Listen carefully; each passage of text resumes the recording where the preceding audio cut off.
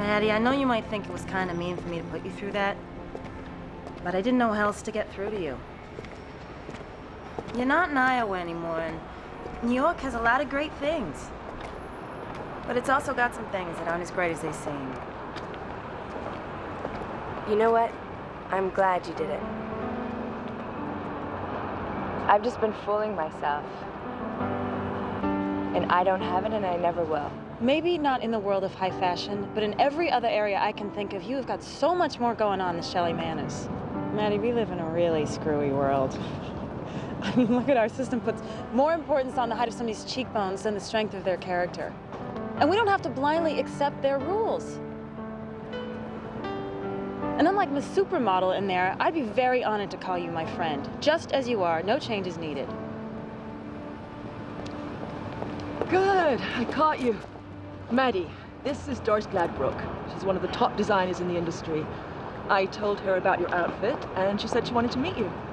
You're right, it's fabulous. You got a moment? I think we should talk.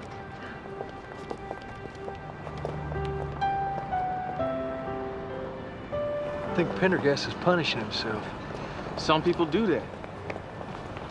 They just can't forgive, especially themselves. That's exactly what's going on. And now he's got this notion that his whole life's been useless. Imagine, the guy's been a doctor, helping people for over 40 years, but yet he feels like his whole life's been a waste. Well, I kind of understand how that can happen. I see it in my work every day. You talk a guy off a bridge, you save a woman from a bad deal at home, or you pull someone from a wreck. The next day, you got more problems to deal with. You never get to see the fruits of your work. And the people you help, man, they almost never come back to say thank you. They either forgot, or they can't find you, or they figure, hey, it's his job, we don't need to thank him. And I don't care if you're 6 or 60, we all need to hear it once in a while. It'd be nice to be reminded why we do what we do. I imagine doctors are the same way.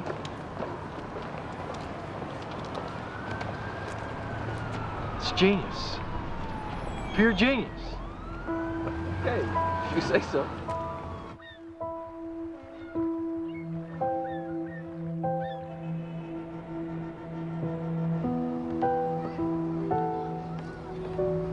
Latte grande?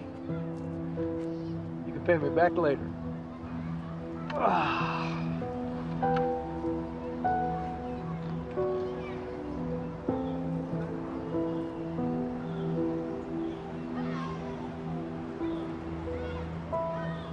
I don't know what my life is all about.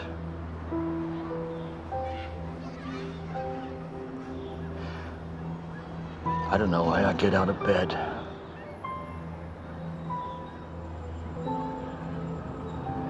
Everything was so planned and wrong. There's so much I wish I could have said to my son. Funny how we assume that because of some biological connection that our kids may become clones of us, or that we can mold them into the shape of our own image. That's what I was taught.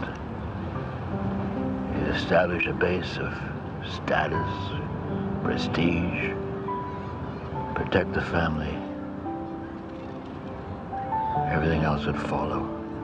Hey, your intentions were good. Your choices weren't bad. You did what you thought was right. I just wish I could describe the emptiness. We never threw baseballs. Never camped.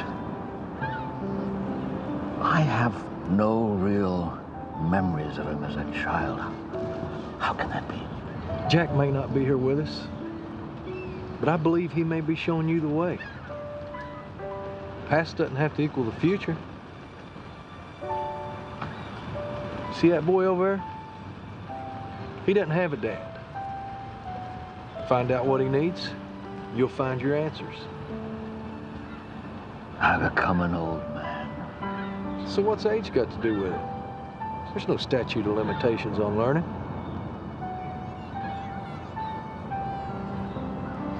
You know, you said to me one time you thought your life was a waste. It was. That's where I believe you're wrong. You made some mistakes.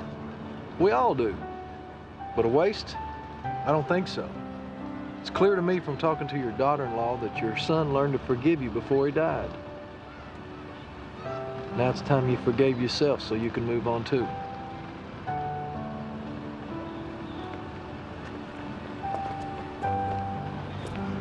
Hello, Dr. Prendergast. How are you? Do I know you?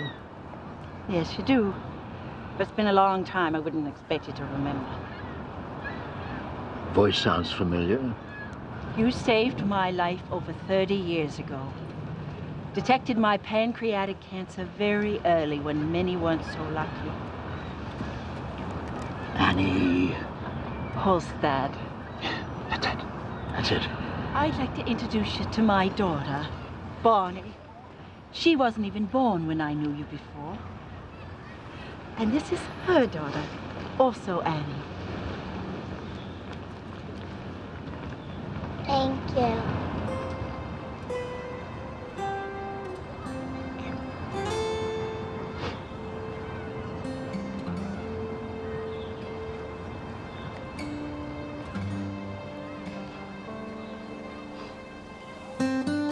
Hey, Doc. How's it going? Just when I think I'm getting used to this place, I find out otherwise. Found out this week that for some, plastic surgery is as common as aspirin.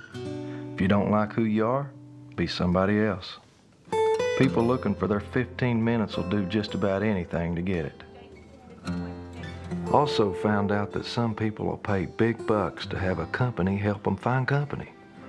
Who knows? Maybe it's cheaper than all those really awful first and last dates.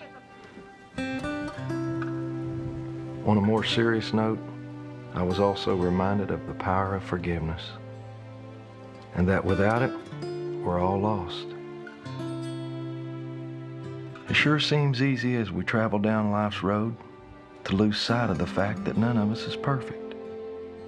The really good news is none of us was meant to be, and thanks to grace, none of us has to be. It's a message we all could stand to remember more often.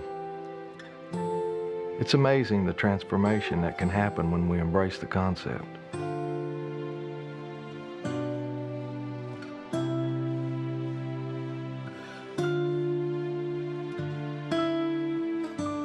Oh, I almost forgot. I went to my first big New York gala event. Oh, was I right about the tux? If I were you, I would never wear anything else. So, I guess you're wondering who your date for the evening will be. I made a deal, so I'll hold up my end. You bet it, Maverick. I didn't get all dressed up for nothing. What are you doing here? This is your date. Sort of. When I found out why you wanted me to get you into that modeling shoot, you know, to help that young woman, I didn't have the heart to set you up with someone you might not like. So I talked Nurse Nickel into filling in. Between you and me, I didn't have to twist her arm too hard. Besides, you two make such a handsome couple, I'll get all the advertising benefits I need. Well, glad to see you can make it, Doctor. I think we're looking at a record contribution level tonight. There's Nickel. Now she is a hottie. Excuse me, doll, are you married? All in all, it was a really nice event for a good cause. Enjoyed the company, but these high society shindigs aren't for me. Next year about this time, I think maybe we ought to plan us a fishing trip. I'll give you the exact dates as soon as I get my Crystal and Fireball invitation. Say hi to everybody for me. All my best, Doc Cassidy.